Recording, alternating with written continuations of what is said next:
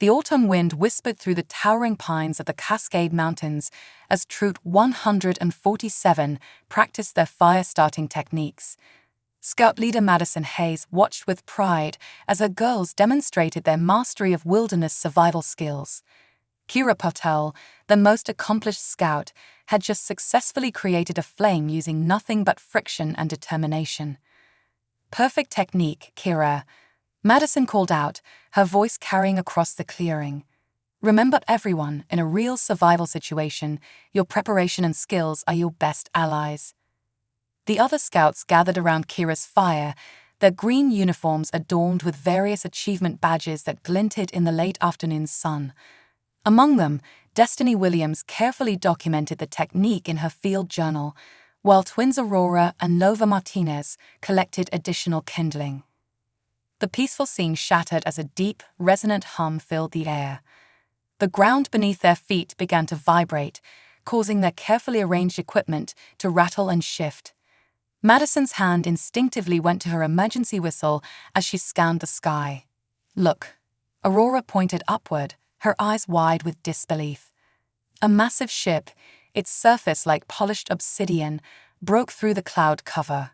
It stretched nearly half a mile across, casting an enormous shadow over the forest.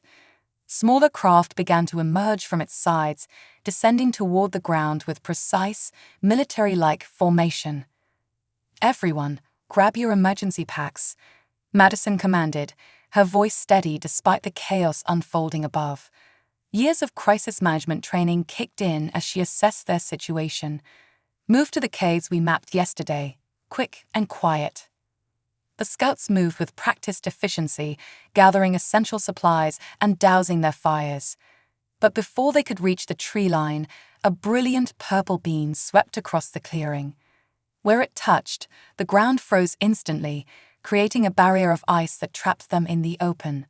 From the nearest shuttle, figures emerged that defied explanation. They stood nearly 8 feet tall, their bodies covered in what appeared to be living armor that shifted and rippled like liquid metal. Their leader stepped forward, removing a helmet to reveal features that seemed to be a disturbing blend of feline and reptilian characteristics. "I am Commander Vex of the Valaxian Empire," the alien announced, its voice surprisingly melodious despite its fearsome appearance. "Your planet is now under our control. Resistance is not advised." Madison stepped forward, positioning herself between the aliens and her scouts. "We're a civilian group conducting wilderness training. These are children under my protection." Commander Vex's head tilted slightly, examining Madison with compound eyes that shimmered with an unnatural intelligence. "Age is irrelevant. All humans will serve the Empire, starting with this group." Kira caught Madison's eye, subtly gesturing toward their equipment bags. Madison gave an almost imperceptible nod, understanding the silent communication. Their weekly drills were about to be put to a very different use than intended. "Now," Madison shouted, and chaos erupted in the clearing. The scouts moved with synchronized precision, each executing their practiced emergency protocols, but with creative adaptations for their unprecedented situation. Kira threw her magnesium fire starter into the air, creating a brilliant flash that momentarily disoriented the aliens' sensitive eyes. The Martinez twins deployed their climbing ropes in tandem, creating trip lines between the trees. The aliens advanced, their movements precise and threatening, but they hadn't counted on facing opponents trained in wilderness survival and creative problem-solving. As the confrontation escalated, neither side yet realized that this small clearing in the Cascade Mountains would become the first battleground in humanity's most unexpected defense against an alien invasion.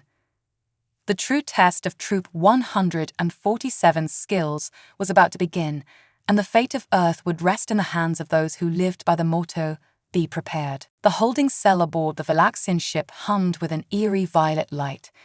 Kira Patel pressed her hand against the translucent barrier, feeling its strange warmth.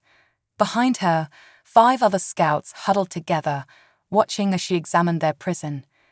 "The barrier responds to pressure," Kira whispered, her scientific mind already analyzing their situation. "It's like it's alive somehow." Destiny Williams pulled out her field journal, which the aliens had overlooked during their capture. Their technology seems to be biomechanical. I noticed that armor moves like it's breathing. The capture had been chaotic. Despite their initial resistance, the Valaxians had used some sort of energy net to separate the group. Madison and several scouts had managed to escape into the forest, but Kira and 5 others were now trapped aboard the alien vessel. A sudden screech echoed through the corridor, causing the Valaxian guard outside to writhe in apparent discomfort.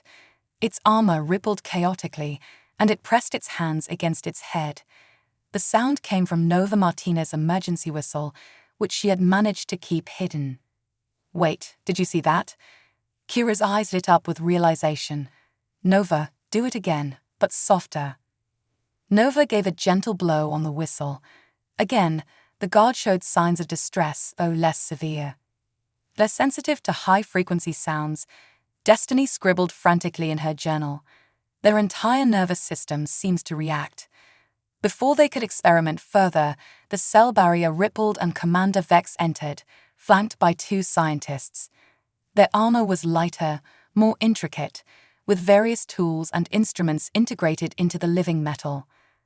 "Fascinating specimens," one scientist remarked, adjusting what appeared to be a scanning device. "Their neural patterns show remarkable adaptability." "They are merely primitives," Vex dismissed, but there was a note of curiosity in his voice. Though their resistance was unexpected. Kira stepped forward, her posture straight and confident despite her fear. "We're Girl Scouts of America, Commander. Being prepared for anything is what we do." The second scientist moved closer, too intrigued to maintain proper distance. They organized their young into training units, most efficient. With more than that, Aurora Martinez spoke up, moving to stand beside Kira. "We're sisters, leaders, and inventors. We earn badges not just for achievements, but for making the world better." Vex made a dismissive gesture, but Kira noticed how the scientists exchanged glances. There was something in their reaction, uncertainty, perhaps even respect. "Show me these badges," the first scientist demanded, reaching toward Aurora's sash. In that moment, Nova raised her whistle again, this time combining it with the emergency sirens they all carried. The harmonizing frequencies created a devastating wave of sound that dropped the Valaxians to their knees. Their armor writhed in distress, losing cohesion. "Now," Kira shouted. The scouts sprang into action, their countless hours of drill practice paying off. Destiny threw her canteen of water onto the barrier control panel, causing it to short-circuit. The barrier dissolved, and they rushed past the incapacitated aliens. Aurora grabbed a fallen scientist's tool belt, recognizing it could be valuable. Racing through the corridors, they encountered more guards, but now they had a weapon. Sound. Their whistles and sirens, tools meant for wilderness emergencies, became instruments of liberation. "The ship's layout is systematic," Kira observed as they ran. "Just like our orienteering challenges, find the landmarks, map your route." They discovered an access panel that Destiny recognized from the scientist's scanner. Using the stolen tools, they managed to access the ship's internal systems. Emergency lights began flashing, and alien symbols scrolled across the screen. "Look at these patterns," Aurora pointed to recurring symbols. "They're like trail markers. This could be a way out."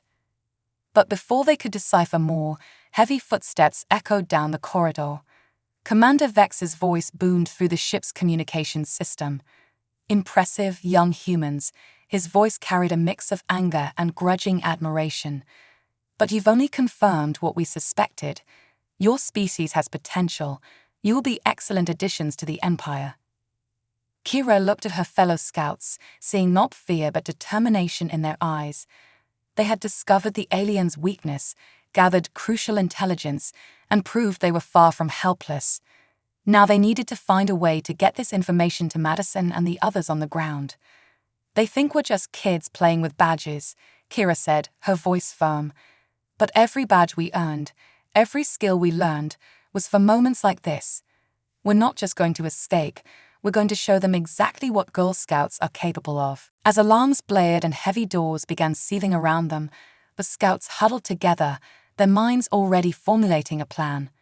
They had something the Valaxians didn't expect: the innovative spirit of young leaders trained to think on their feet, work together, and never give up. The real test of their skills was just beginning. Scout leader Madison Hayes crouched behind a fallen log, watching another Valaxian patrol pass through the forest. In the 6 hours since the initial attack, she had managed to gather the remaining scouts and establish a makeshift base in the extensive K system they had mapped during their orienteering exercises. "The chemical analysis is ready," Riley Thompson whispered, crawling up beside Madison. The 14-year-old chemistry enthusiast had transformed their cookie storage cave into an impromptu laboratory. "You're not going to believe what I found." Back in the cave, a dozen scouts gathered around a makeshift workbench constructed from camping equipment. Their cookie delivery bags, originally packed for next week's sales drive, were spread out across the surface. "The mint extract in our thin mints," Riley explained, pointing to her field analysis, "contains compounds that react with the atmospheric processor units the aliens are using." She gestured to the purple haze now visible in the valley below. "They're trying to alter our atmosphere to match their home world." "How did you figure this out?" Madison asked, examining Riley's detailed notes. "Remember when that patrol passed by our cookie storage?" Riley's eyes lit up with scientific enthusiasm. "Their environmental suits started malfunctioning. I noticed their breathing apparatus flickering whenever they got close to our mint cookies. Their biology must be incredibly sensitive to certain compounds." Sophia Chen, their technology badge expert, looked up from the drone she was modifying. "If we could weaponize the mint extract, we could disrupt their life support systems." "Even better," Riley added, "the citric acid in our lemon ups combined with the mint creates a reaction that could temporarily neutralize their living armor. It becomes rigid, almost crystallized." Madison's military background, something she rarely discussed, kicked into high gear. "Show me everything you've discovered. We need to coordinate with the other troops in the region." Using their emergency radio, they had already contacted 3 other Girl Scout troops in the surrounding area.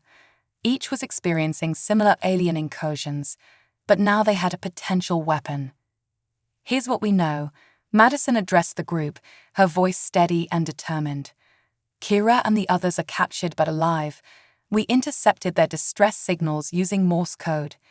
The aliens are sensitive to both high-frequency sound and certain chemical compounds. And thanks to Riley, we now have a way to fight back." The scouts gathered around their trail map, now repurposed as a tactical display. Sophia's modified delivery drones were marked as air assets, their cookie storage locations highlighted as supply depots. "We'll need to coordinate with the other troops," Madison continued. "Sophia, can you extend our radio range?" "Already on it," Sophia replied, holding up a modified satellite radio. "I've boosted the signal using parts from our emergency beacons. We can reach troops as far as Seattle now." "The Valaxians think they're dealing with helpless children," Madison said, her voice filled with quiet confidence. "But they don't understand what Girl Scouts are capable of. We've trained for emergency response, wilderness survival, and community coordination. Now we're going to use every badge we've earned, every skill we've mastered, to protect our planet." Over the next few hours, the cave became a hub of activity. Scouts with chemistry badges worked with Riley to refine their cookie-based weapons. Engineering badge holders helped Sophia modify more drones. Those with wilderness training set up early warning systems using their tracking skills. Movement at the perimeter came a whispered alert from their lookout. Through their binoculars, they watched as a Valaxian scout team approached one of their cookie storage caches. The aliens were methodically searching the area, their living armor shifting uneasily in the forest atmosphere. "Ready for a test run?" Riley asked, holding up a modified cookie spray system. Madison nodded, and Sophia launched their first drone. It moved silently through the trees, carrying its unconventional payload. The Valaxian scouts didn't notice the small device until it was directly overhead. Now, Madison commanded. Riley activated the spray system. A fine mist of their weaponized cookie compound rained down on the alien patrol. The effect was immediate.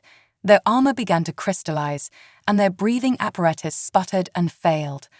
The aliens retreated in disarray, their confident military precision shattered by Girl Scout ingenuity.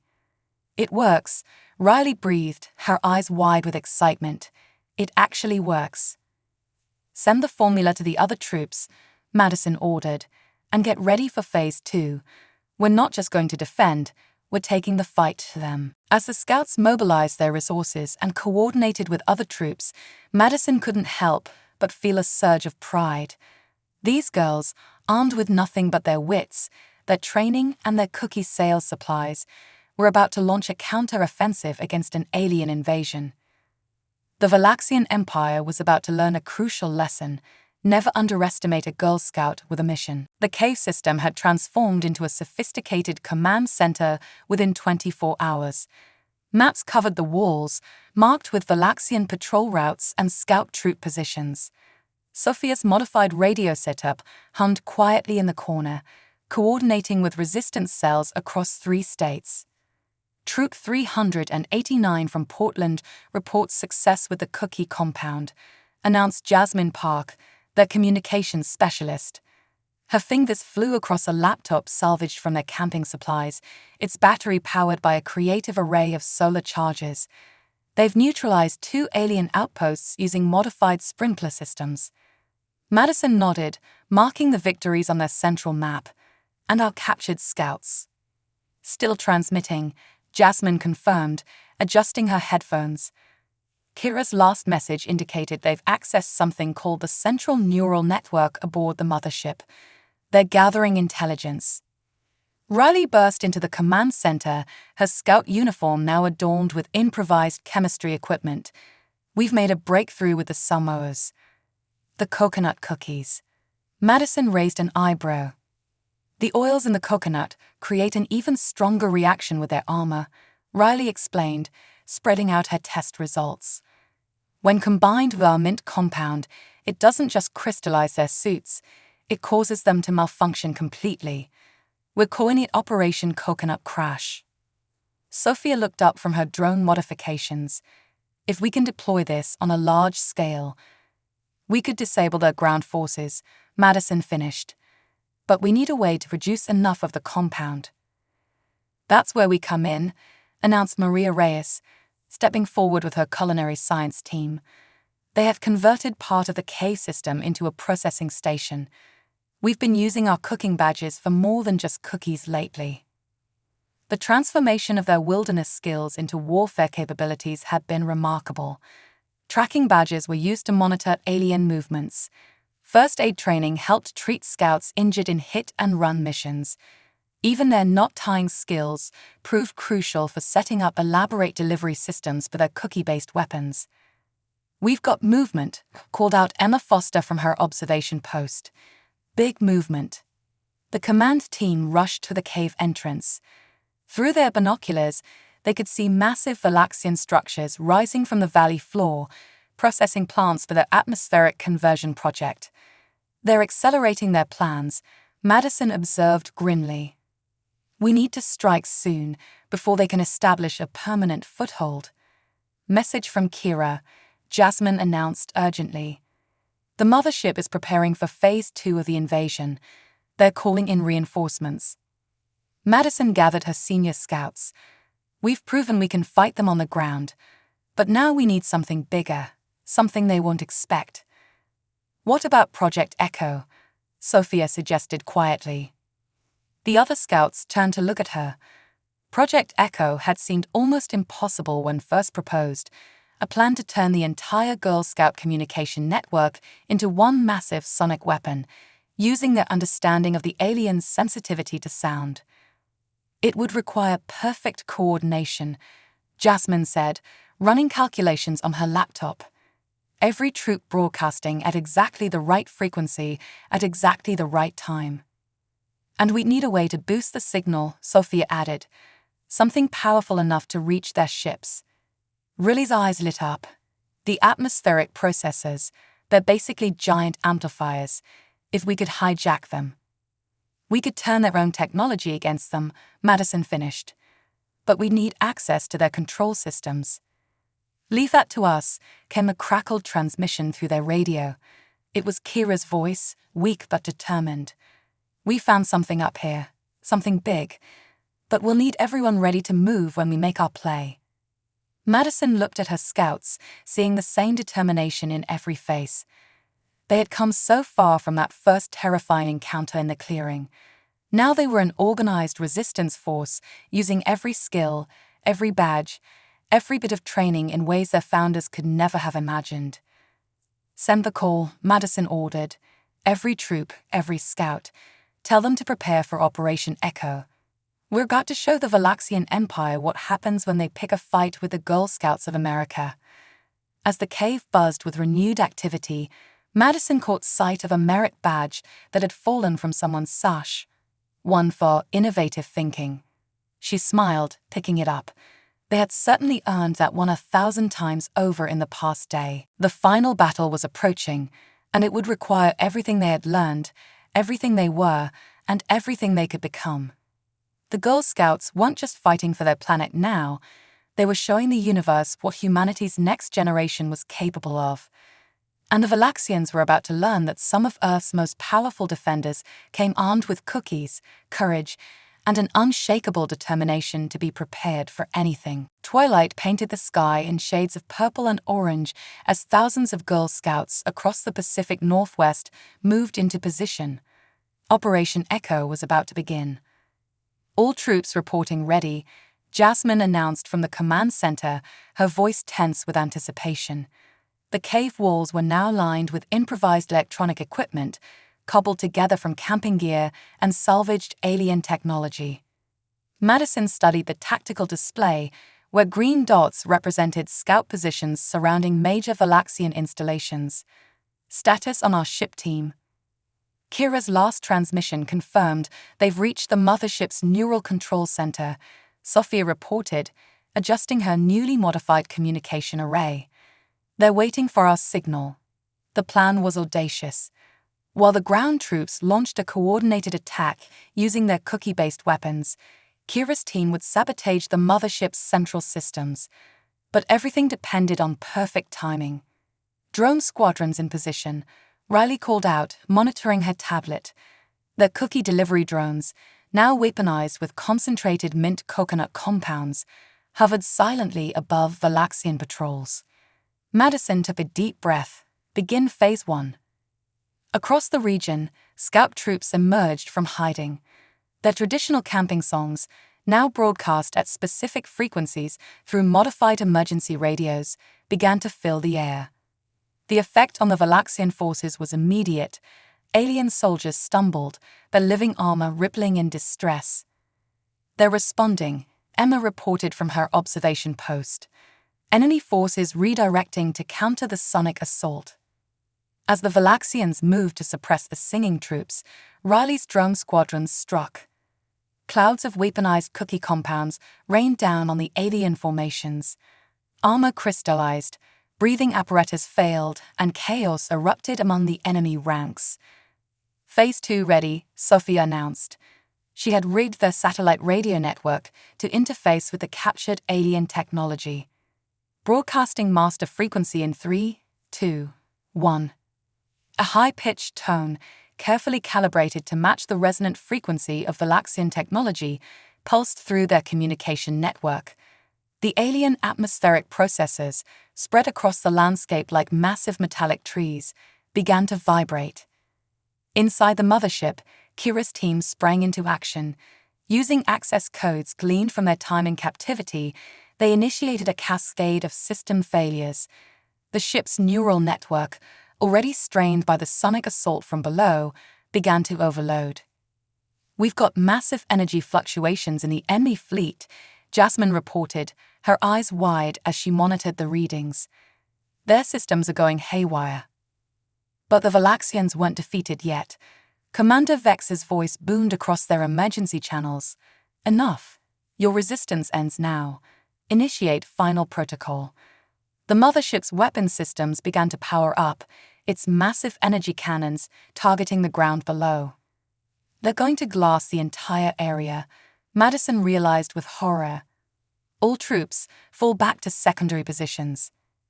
But before the order could be relayed, a new sound cut through the chaos, the clear, pure notes of a single Girl Scout whistle. It was Nova, still aboard the mothership, playing the tune they used to call their troops to assembly. One by one, scouts across the battlefield joined in, their whistles and songs harmonizing into a devastating sonic wave. The frequency, amplified by the compromised atmospheric processes, shot skyward with incredible force. The effect was catastrophic for the Valaxian fleet. Living armor shattered, neural networks collapsed, and ship systems failed across their entire armada. The mothership's weapons powered down as emergency containment protocols engaged.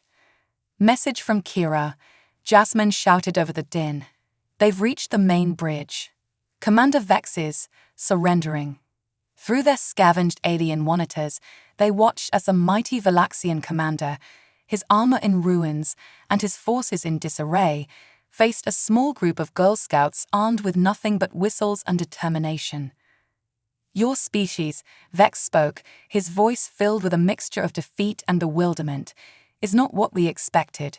Your young ones, they fight with both wisdom and honor." Madison allowed herself a small smile. "Tell Kira to remind the commander that being prepared isn't just a motto, it's a way of life." As the sun set on the battlefield, the Valaxian invasion force hung motionless in the sky, neutralized by the most unlikely of Earth's defenders. Girl Scout troops emerged from their positions, their uniforms dusty but their spirits unbroken. Operation Echo had succeeded beyond their wildest expectations, but the final chapter of this incredible story was yet to be written. As Madison looked at her scouts celebrating their victory, she knew that tomorrow would bring new challenges, including what to do with a surrendered alien armada. But whatever came next, she knew one thing for certain: the Girl Scouts would be prepared. 1 month after the Battle of Echo, as it came to be known, the Girl Scout camp in the Cascade Mountains had transformed into something unprecedented: an interstellar peace conference center. The same clearing where the invasion began now hosted a remarkable gathering of humans and Valaxians. Madison Hayes stood at a makeshift podium constructed from camping equipment and salvaged alien technology. Behind her, rows of Girl Scouts sat alongside Valaxian delegates, their living armor now modified to coexist peacefully with Earth's atmosphere. "When we first met," Madison addressed the assembled crowd, "we were enemies. Today, we gather as partners in understanding." Commander Vex, his imposing figure somewhat softened by a ceremonial Earth-made cloak, nodded in agreement. The defeat of his invasion force had led to something unexpected: a cultural exchange program between Earth and the Valaxian Empire. Kira Potol, now heading the newly formed Interstellar Scout Division, stepped forward with Riley Thompson. Together, they had revolutionized both Girl Scout activities and alien-human relations. "Our cookie chemistry wasn't just a weapon," Riley explained, gesturing to the modified processing plants that now produced atmospheric stabilizers instead of terraforming agents. "It became the foundation for helping the Valaxians adapt to Earth's environment without changing it." The Scouts had earned more than just victory. They'd gained an unprecedented opportunity for learning and growth. Sophia Chen's communication systems now incorporated Valaxian neural technology, creating a network that spanned light years. Jasmine Park's language team had developed a universal translation protocol based on Girl Scout Morse code patterns. "The greatest strength of your species," Commander Vex announced, his translated voice carrying across the clearing, "is not your weapons or technology. It is your ability to turn adversity into opportunity, to find solutions where others see only conflict." The assembled scouts beamed with pride. Their uniforms now bore new badges, achievements that no Girl Scout had ever earned before: alien diplomacy, interstellar engineering, xenobiological first aid. Emma Foster, who had maintained her observation post throughout the invasion, now led joint human-Valaxian tracking expeditions. Maria Reyes's culinary team had started an exchange program, introducing alien cultures to the art of earth baking with some fascinating results. But our greatest achievement, Madison continued, isn't in the technologies we shared or the barriers we've broken. It's in proving that preparation, creativity, and courage know no planetary bounds. Nova Martinez demonstrated this by leading a combined chorus of human and Valaxian voices, their harmonies creating something hauntingly beautiful instead of weaponized sound. The same frequencies that had once disrupted alien technology now created bridges between cultures. As the ceremony concluded, scout troops from across the globe presented their projects. The Valaxian invasion had changed the Girl Scouts forever, expanding their mission from community service to interstellar cooperation. "We came to conquer," Commander Vex admitted during the closing ceremonies, "but instead we land. Your Girl Scouts have shown us that true strength lies not in domination, but in adaptation, cooperation, and growth." Madison watched as her scouts mingled with their former enemies, sharing stories, teaching skills, and planning future expeditions. The badges on their sashes caught the sunlight, symbols not just of achievement, but of humanity's resilience and potential. "Be prepared," she whispered, reciting the motto that had helped save the world. But now it meant something more. Be prepared not just for challenges on Earth, but for opportunities among the stars. Be prepared not just to defend, but to understand. Be prepared not just to survive, but to thrive in an increasingly infinite frontier. As the sun set on the gathering, casting long shadows through the same trees that had witnessed the invasion's beginning, Madison realized that this wasn't just a victory story, it was a beginning. The Girl Scouts have faced their greatest challenge and emerged not just triumphant, but transformed. The Valaxian Empire had come looking for conquest, but found something far more valuable, a reminder that sometimes the greatest strength comes in the smallest packages, and that wisdom can wear a sash covered in badges. The stars above seemed brighter now, no longer a source of threat but of promise, and in scout troops across the world, young girls looked up at those stars with new understanding, ready for whatever challenges the universe might bring. After all, they were Girl Scouts, and they would always be prepared.